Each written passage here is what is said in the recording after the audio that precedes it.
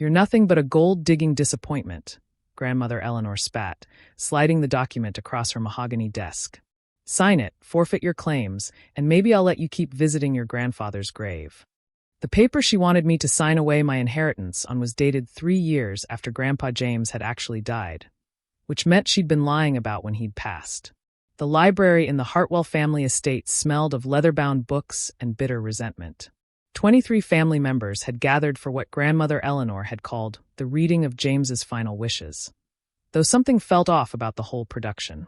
The mahogany desk she presided behind like a judge had been my grandfather's, but the way she commanded it now made my skin crawl.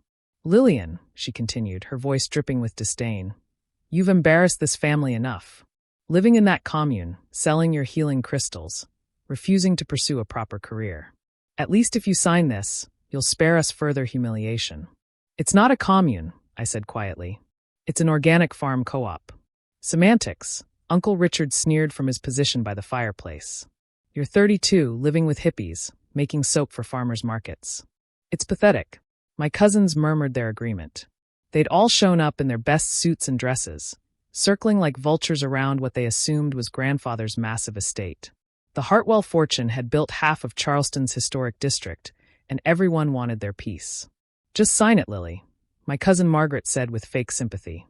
Grandmother's offering you $50,000 to walk away cleanly. That's more than you make in 5 years selling your little potions. They're botanical skincare products, and I do quite well, I said, though they weren't wrong about the money. My business was about sustainability, not wealth. Grandmother Eleanor's sharp laugh cut through the room. Quite well. You live in a converted barn. You drive a truck older than you are. You wear the same dress to every family function. Yes, dear, we've noticed. That hemp disaster you're wearing now. I looked down at my simple sundress. It was cotton, not hemp, but I didn't bother correcting her. Your grandfather would be mortified, she continued. Thank God he's not here to see what you've become. That was the second strange comment about Grandpa James. She kept talking about him like he'd been gone for years, but the last time I'd seen him was...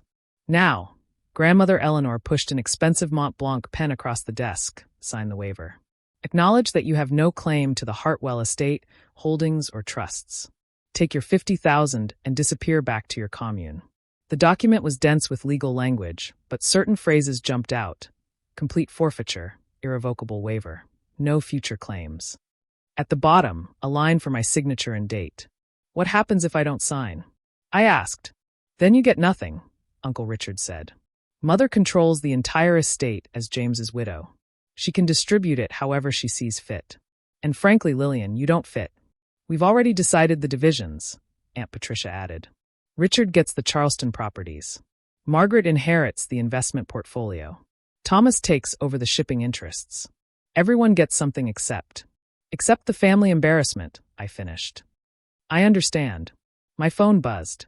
A text from Nathan Wells, Grandpa's estate lawyer, who I'd thought was retired. Do not sign anything. On my way. Stall. Strange. Why would Nathan be involved if Grandmother controlled everything? I'd like to read through this more carefully, I said.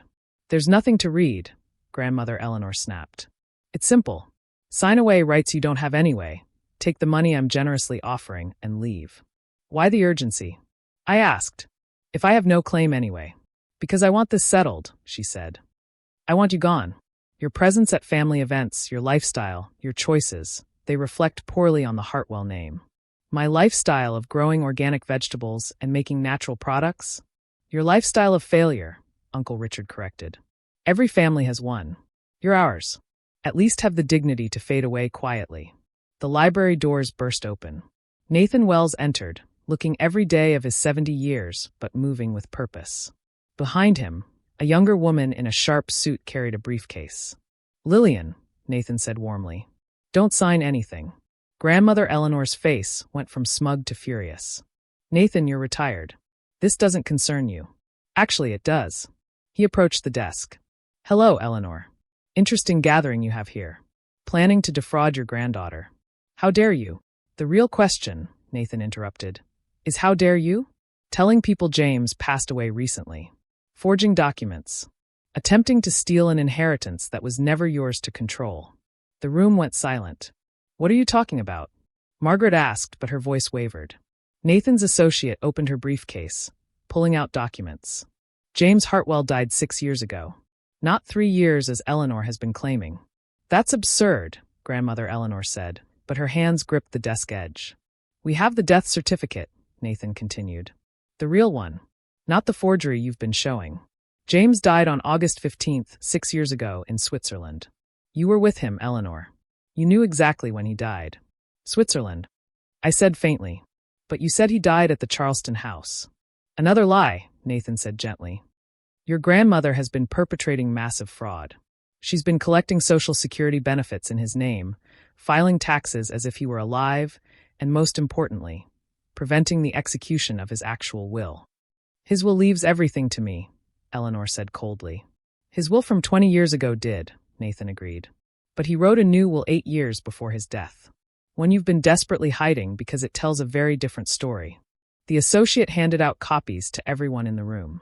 I watched my family's faces change as they read. This can't be real, Uncle Richard said. It says father left the entire estate to Lillian, Nathan finished. Every penny, every property, every investment. Approximately $2.8 billion in current valuations. My legs felt weak. I sank into a chair. Impossible, Grandmother Eleanor hissed. I'm his wife. His estranged wife, Nathan corrected. You'd been living separately for 15 years. The only reason he didn't divorce you was to spare you the embarrassment. But he was very clear in his final wishes. Nathan handed me a letter. Grandpa's handwriting, shaky but unmistakable. My dearest Lily, if Nathan is giving you this, it means your grandmother has finally overplayed her hand. I'm sorry for the deception, but it was necessary to protect you and the estate. You were the only one who visited me in Switzerland during my treatments. The only one who cared about me rather than my money. While your cousins schemed and your uncles plotted, you brought me herbal teas and told me about your organic farm. You think you're the family failure, but you're the only success. You live by your values. You create instead of consume. You give instead of take. You remind me of myself before wealth corrupted my vision. I've left you everything not as a burden, but as a tool. Use it to build the sustainable future you've always envisioned. Turn the Hartwell fortune into something that helps rather than hoards. Your grandmother will fight this. Your family will rage. But Nathan has ironclad documentation. The fortune is yours, as is the responsibility to do better than I did. All my love. Grandpa James. Tears blurred my vision. The room exploded in chaos. This is fraud, Richard shouted. Mother has been managing the estate. Illegally, Nathan's associate said. Every transaction she's made in the last 6 years is void. Every property transfer, every investment decision. She had no authority. I'll contest this, Eleanor snarled. I'll fight. With what money? Nathan asked mildly. Your personal assets amount to less than $1 million. You've been living off James's estate illegally. In fact, you owe the estate approximately $23 million in misappropriated funds. Lillian can't run a $1 billion estate. Margaret protested. She makes soap. I make botanical skincare products that are carried in 40 stores across the Southeast, I said quietly. I run a co-op that employs 30 people and provides organic produce to food deserts. I may not wear designer suits, but I understand sustainable business. This is insane, Thomas muttered. The hippie inherits everything? Nathan pulled out more documents. There's more. Eleanor, you're facing federal charges. Social Security fraud, tax evasion, elder abuse. James was mentally competent but physically fragile. You isolated him, told everyone he was too ill for visitors. Only Lillian persisted in seeing him. I wanted to protect him, Eleanor said weakly. You wanted to control him, Nathan countered. And when he died, you hid it to maintain that control. I remembered now. Those trips to Switzerland I'd taken, telling everyone I was visiting retreats. Really, I was sitting with Grandpa, reading to him, bringing him herbal remedies that probably did nothing but made him smile. He never mentioned any of this, I said. He didn't want to burden you, Nathan explained. He knew you'd refuse the inheritance if you thought it would hurt your family. So he asked me to handle things quietly. But when Eleanor tried to force you to sign away rights today, you texted me. I've been monitoring the situation. When I heard about this meeting, I knew she was making her move. Grandmother Eleanor stood slowly. I need to speak with my lawyer. You'll be speaking to several lawyers, Nathan said. Criminal and civil. I'd suggest starting with a good defense attorney. She walked toward the door with as much dignity as she could muster. At the threshold, she turned. You've destroyed this family. No, I said, finding my voice. You did that. With greed and lies and contempt for anyone who chose a different path. One by one, my relatives filed out. Some muttering threats, others in shocked silence. Margaret paused beside me. You know we'll challenge this. Try, Nathan said cheerfully. I have 8 years of documentation, Swiss medical records, and video testimonies from James. You'll lose. When they were gone, I slumped in the chair. I don't want this. The money, the fighting. Which is exactly why James left it to you, Nathan said gently. He knew you'd use it wisely. The sustainable agriculture initiatives you've dreamed about? The renewable energy projects? The community development programs? Now you can actually do them. What about the family? They've been living off James's generosity for decades. Each has trust funds, properties, investments. They're not poor. They're just not billionaires. I laughed shakily. Yesterday I was worried about making rent on the barn. Today you own 16,000 acres across 4 states, Nathan's associate said. Plus significant urban holdings, a shipping company, and diverse investments. What do I do first? Nathan smiled. First, we get you a good financial team. Then we start unwinding Eleanor's mismanagement. After that, he shrugged. You do what you've always done. Build something sustainable. Just on a much larger scale. I stood, still clutching Grandpa's letter. He really did this? Left everything to the family disappointment. He left everything to the only family member who disappointed him by being genuine, Nathan corrected. Now, shall we go see your new lawyers? Eleanor's going to be busy, but the vultures will circle back soon enough. As we left the library, I looked back at the mahogany desk where Grandmother had tried to steal my inheritance. The desk where Grandpa had probably written his real will, leaving billions to his hippie granddaughter who made soap and grew vegetables. The irony was perfect. They'd all spent years accumulating wealth while mocking my simple life. Now I had more wealth than all of them combined, and my first thought was how many community gardens it could build. One more thing, Nathan said as we reached his car. Your grandfather's house in Switzerland. He wanted you to see it.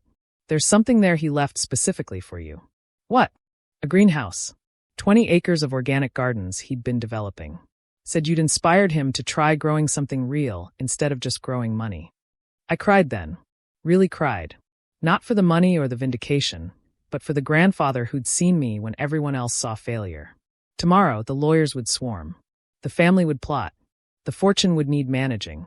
But tonight, I'd drive back to my commune, my co-op, in my ancient truck, wearing my cotton dress, and tell my friends that we'd just gotten the funding to change the world.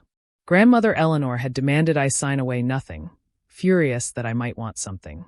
Instead, I'd inherited everything. And the first thing I'd grow with Grandpa's fortune would be a future where no one had to choose between their values and their value.